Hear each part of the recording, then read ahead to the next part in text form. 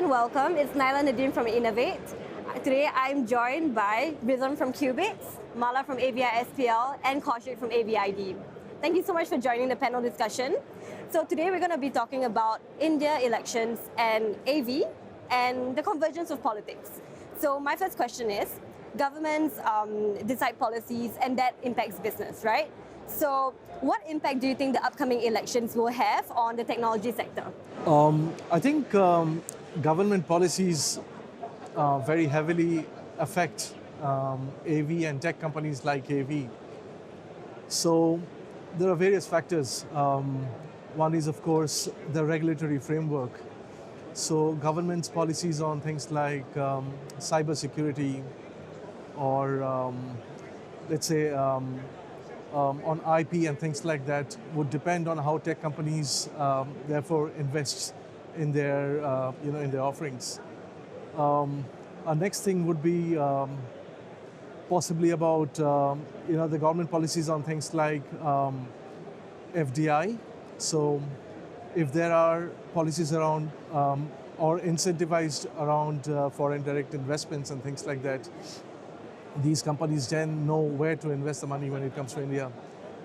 So FDI is a big thing.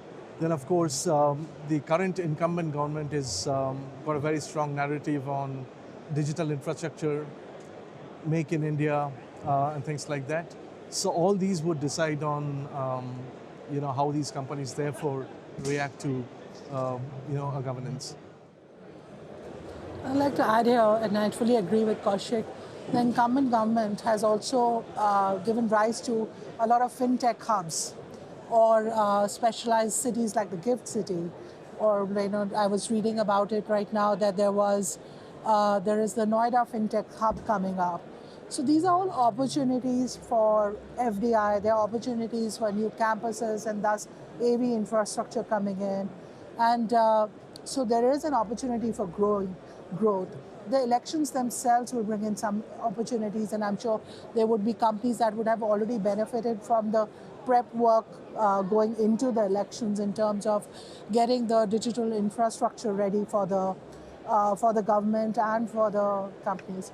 You're also seeing a lot of PSUs which are continuing to invest. So whether it's I was just seeing on LinkedIn yesterday, there was an opening of a new Indian Oil Immersive Centers, that's there, or PSUs which you continue to invest, like the ONGCs, the Central Vista project and the expansion therein.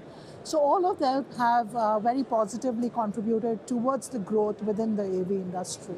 And the push from the current government, and I'm sure whichever government, whichever political party comes into power, they cannot stop the digitization wave we are on now.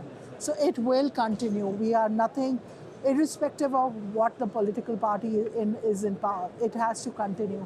And COVID did shake up the world, it shook up India. India was already on that growth trajectory. And this is now a part of natural progress that's going to happen within India.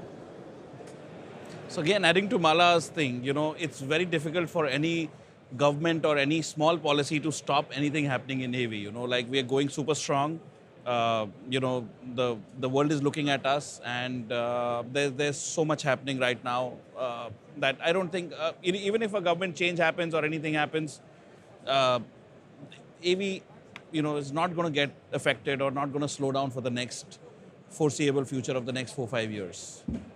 Just to add to Rhythm's point, I just remembered that, like he says, the digital infrastructure narrative is so strong in India now, if you see with the 5G rollout and all that.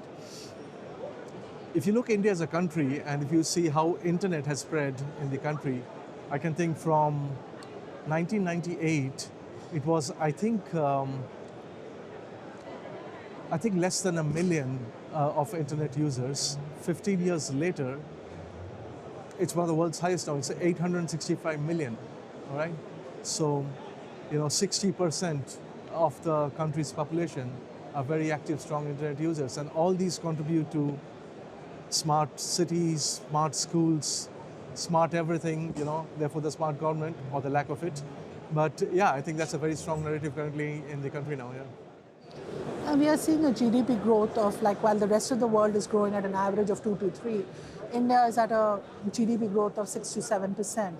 So we are, and we have all the factors which are working in India's favor, whether it's highest working population, lower cost of delivery, language proficiency, technical proficiency.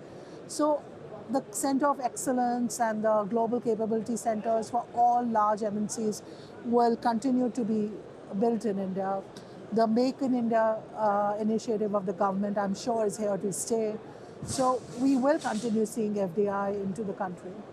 So I think the prospects for AV industry are looking strong, irrespective of who comes into government. Okay. My next question is, so if the ruling party stays in power, right? So you're saying that there won't be too much impact on AV. The position will just stay consolidated. Conversely, if the ruling party doesn't stay in power and we get a new government, right? So what would some of the impacts on AV be like? Could you envision any? I don't think there should be any, AV is a very small thing for a government to, make or break. It's not agriculture, like AV for India is a very, very small thing, on the scale of, billions of people. AV is a very small market. So I don't think government pinpoint will come behind AV. By the time the new government, if it comes, they stabilize, they do this. And even they want to keep the benchmarks very high. So I don't think there can be any direct impact. There can't be initiatives which will impede the economy in any way. The current wave is so strong that AV is a subsect of, let's say, tech, right? The current wave is so strong that, like you said, I don't think that would see much change. I think that's all we have for today. So thank you very much for being part of the panel discussion, and we have a lot more panel discussions up on Rise Show TV, so make sure you check that out. Thank you. You have a great show. Thank you very you. much. Thank you.